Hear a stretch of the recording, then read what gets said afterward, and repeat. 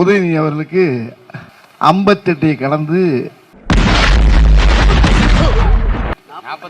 Sorry 58 எனக்கு நீ வேற பார்த்துறாங்க 48 கடந்து 59 அடியெடுத்து வைக்கும் அண்ணன் அஞ்சலி சக்தியை லவ் பண்ணல. எது தெரிஞ்சுக்கிட்டீங்களா? இப்போ புரியுதா? சூப்பர் பெரியப்பா, மேல சொல்லு. மேல மேல சக்தியை தான் கௌதம் லவ் பண்றான். அம்மா 59 அடியெடுத்து வைக்கும் அண்ணன் 49 மறுபடியும் அதே ஏன் அப்படி பேசிக்கிறீங்க? இல்ல நீங்க பண்ணது அதான் நாளைக்கு போட்டு கிளிக்க போறாங்க. 48வது வயது முடிஞ்சு 59க்குள் அடியெடுத்து வைக்க போகிறார். 59 இல்லையா, 49ஆ? சரி சரி. விஜயகாந்த் அவர்கள் வாய் கொஞ்சம் அப்படியே குளறுனா குடிச்சிட்டு வந்திருக்காரு, குடிச்சிட்டு தான் பேசுவார் அப்படின்னு சொல்லக்கூடிய வடிவேலு இன்னைக்கு அவர் பேசுற பேச்செல்லாம் கேட்டா என்னடா இல்ல ஒரு பேச்சுக்குப்பா இல்ல தண்ணி இனி போட்டிருக்கியா, ஏன் இப்படி பேச்ச மாத்தி மாத்தி பேசுற? குடிகாரன் இதை விட நல்லா பேசுவானேப்பா அப்படிங்கிற மாதிரி தானே இருக்கு. விஜயகாந்தை எவ்வளோ பெரிய டார்கெட் பண்ணி அவர் அழிச்சதுல மிக முக்கியமான பங்கு வடிவேலுக்கு இருக்கு. அப்படிப்பட்ட வடிவேலு பேசும்போது சரியா பேசணுமா வேண்டாமா? வாயில வசம்ப வச்சு தேய்க்க வாய்க்கால தண்ணி வந்து வாயை கூப்பிடுடா, போடா போடா போய் வேலை வெட்டி தான் பாருங்கடா. அப்படிப்பட்ட வடிவேலு மறுபடியும் திமுகக்காக களமிறங்க போகிறார் அப்படிங்கிற செய்தி ஏய் நரி ஊழையிட்டுருச்சுடே அப்படிங்கிற மாதிரி இருக்கு.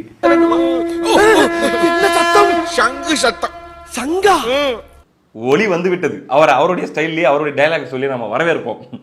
ஒளி வந்து விட்டது, நாம் தப்பிக்க வழி வந்து விட்டது. அப்பா மகனே அங்குசாமி, நீ மகராசனா இருக்கணும்ப்பா, நீ மகராசனா இருக்கணும். நாம் இப்பொழுது அவரை வரவேற்க போகிறோம். வாமா மின்னல் மங்களகரமான முகம்.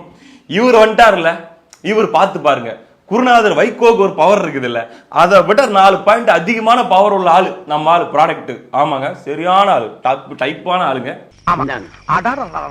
இந்த காலத்துல கேட்டாவே ஒரு மனுஷன் தர்றது கஷ்டம், நீங்களாம் வலிக்க கொண்டாந்து தர்றீங்க பாருங்க. உங்களை மாதிரி மனுஷன்லாம் இருக்கனாலதான் கொஞ்சமாச்சும் மழை பெய்யுது.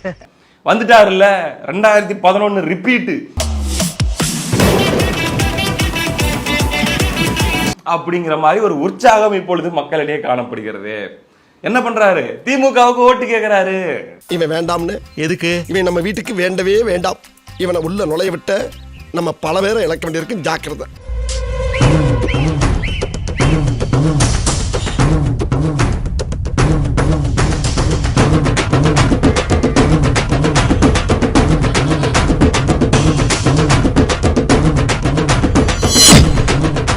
எவ்வளவு ஒரு நல்ல செய்தி.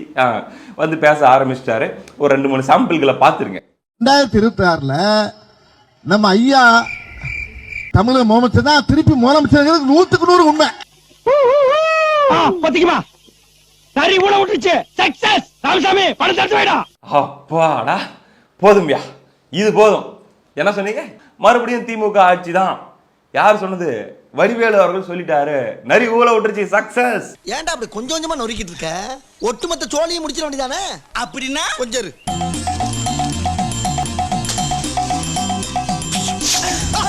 நான் இந்த இடத்துல திமுக மேல இருக்கிற அக்கறையின் பேர்ல ஒரு சின்ன கோரிக்கையை வைக்கணும்னு விரும்புறேன். அதாவது வெறுமனே ஒரு கூட்டத்துல வந்து இந்த மாதிரி பேசி திமுகவுக்கு ஆதரவா ஓட்டு கேட்கறது மட்டும் இல்லாம 234 தொகுதியிலையும் நம்ம ஐயா வடிவேலு அவர்களை கூட்டிட்டு போயிட்டு ரைட்லா ரைட் இருந்தா ஊருக்கு இல்லைன்னா சாமிக்கு ஓட்டு உதயசூரியனுக்கு ஓட்டு கேட்டு பிரச்சாரம் செய்ய வச்சீங்கன்னா ஒளிமயமான எதிர்காலம் எதிரில் இருக்கிறவங்களை பூரா நல்லா திட்டி கலாய்க்க வச்சு கேலி கிண்டல் பண்ண வச்சு அதை சன் டிவிலையும் மற்ற சேனல்களையும் திரும்ப திரும்ப போட்டு அந்த மாதிரி மட்டும் ஒரு 234 தொகுதியை கவர் பண்ணிட்டீங்கன்னா खत्म, bye bye, tata, goodbye, गया. அண்ணன் உதயநிதி, ஆமாங்க, வடிவேலு அவர்களுக்கு வயசு 65, உதயநிதி அவர்களுக்கு வயசு 48 49. ஆனா பாருங்க, அண்ணன் தான் சொல்லுவாரு. என்ன விட 2 வயசு மூத்தவன் சொல்றான்ல, துப்பி தொலையேண்டா.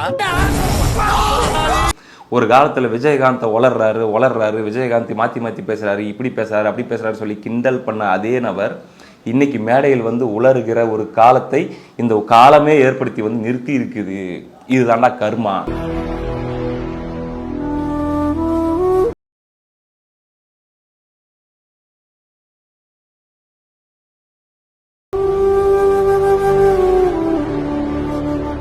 விமர்சனம் பண்ண விரும்பவில்லை. இவர் ஒரு அசட், பொக்கிஷம். இந்த சூறாவளியை திமுக முழுமையாக பயன்படுத்திக் கொள்ள வேண்டும். கேட்டிருக்காரு, என்னையும் சேர்த்துக்கங்கப்பா, என்னையும் ஒரு மூலையில சேர்த்துக்காங்கப்பா இந்த 2026 மிஷன்ல அப்படின்ட்டு. ஆமா வாங்க போலாம். நீ வந்தா கொலை பண்ணிடுவேன் உன்னை. நான் எங்கனே வரேனே, நீங்களா பெரியவங்களா பார்த்து பேசி அது இந்த லவ் உருப்பட. அடுத்ததாக இன்னொரு விஷயத்தை நம்ம நோட் பண்ணி பார்த்தோம் அப்படின்னா, இந்த ஆட்சி முடிவதற்கு இன்னும் 4-5 மாதங்களே இருக்கக்கூடிய இந்த சூழ்நிலையில் அந்த 2011 பிளேவர், அந்த 2011 வாட ஹெவியா அடிக்க ஆரம்பிக்குது திமுக மேல. கர்ம கர்மா என்ன இப்படி நாறுது குர்ராலா. செலிபிரிட்டிஸ் வந்து வாழ்த்து மழை பொழியிறது. பெரிய பெரிய நடிகர்கள், திடீர்னு பார்த்தா நடிகைகள், இவங்கெல்லாம் வந்து உச்சத்துக்கும் புகழ்ந்து பேசுறது, திமுக தான் ஜெயிக்கும்னு சொல்றது. இதெல்லாம் 2011 நம்ம உட்காந்து காது கிளியிற வரைக்கும் கேட்டோமா? உள்ளமெல்லாம் இன்ப வெள்ளம் பொங்கவே ஓடி வருகிறான் உதய சூரியன், ஓடி வருகிறான் அப்படின்னும் போது வடிவேல்லாம் பேசும்போது பா என்ன கூட்டம் அப்படின்ட்டு. கருணாநிதி அவர்களே நம்பினாராம். 2011 ரிசல்ட்டுக்கு முன்னாடி கருணாநிதி அவர்களுக்கு சொல்லப்பட்ட செய்தி 160. கூடவே இருந்தாங்க. என் அத்திம்பேரோட வயசு சொன்னாங்க. அவங்க பசங்க என்கிட்ட இருந்த மாதிரி எலெக்ஷன் ரிசல்ட்டுக்கு ஒரு நாளைக்கு 2 நாளைக்கு முன்னாடி வடிவேலு அவர்கள் போயிட்டு கருணாநிதி அவர்களை பார்த்துட்டு வந்து வெளியே பேட்டி கொடுக்குறாராம். தலைவரை பார்த்துட்டு வந்துட்டேன், ஆட்சி அமைக்கிறது எப்படி எங்க அப்படிங்கறத பத்தி, அதாவது பதவி ஏத்துக்கிறது எங்க எப்படிங்கிறதுக்கான டிஸ்கஷன் போயிட்டு இருக்குது, அவ்வளவுதான் நான் கவர்மெண்ட் ஃபார்ம் பண்றோம் அப்படின்னு சொல்லி வடிவேலு பேசுறாரு. அடுத்து வருது ரிசல்ட். 23 தொகுதியில தான் உதயசூரியன் ஜெயிக்குது. மாப்பு பட்டுட்டாடா ஆப்பு. என்ன தனியா விட்டு போயிட்டானே, நான் எப்படி வெளியே போவேன்? கிட்டத்தட்ட 200 தொகுதி வாஷ் அவுட். இப்ப என்ன நடக்குது அப்படின்னா, இப்ப இந்த செலிபிரிட்டிகளை வைத்து, பெரிய பெரிய நடிகர்களை வைத்து மக்களை நம்ப வைக்கிறது. இது அற்புதமான ஆட்சி, அபாரமான ஆட்சி. இது வெட்டை புலி, இது வேட்டை புலி.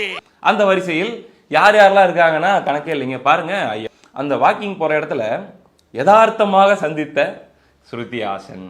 இப்படி ஒவ்வொரு நாளும் ஒரு பொழுதுபோக்கு.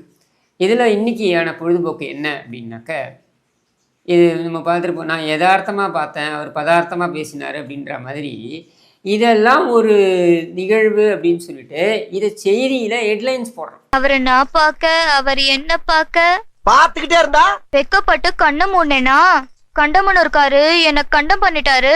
கண்டம் பண்ணிட்டானா? யதார்த்தமாக முதலமைச்சரை ஸ்ருதி ஹாசன் நினைத்தால் சந்திக்க முடிகிறது. யதார்த்தமாக பன்னீர்செல்வம் அதே இடத்தில் வாக்கிங் செல்லும் பொழுது சந்திக்க முடிகிறது. ஆனால் முதலமைச்சரை சந்திக்க வேண்டும் என்று நினைக்கக்கூடிய இன்றளவில் போராடி கொண்டிருக்கின்ற தூய்மை பணியாளர்களால் சந்திக்க முடிகிறதா என்றால் அவர்களாலும் சந்திக்க முடியவில்லை.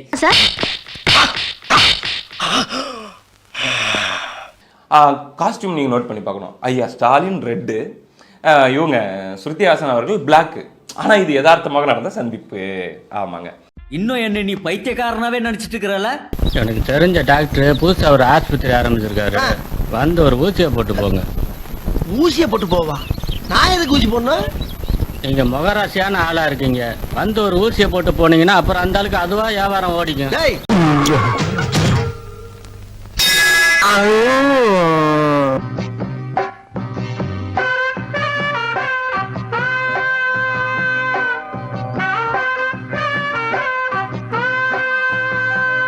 Bye.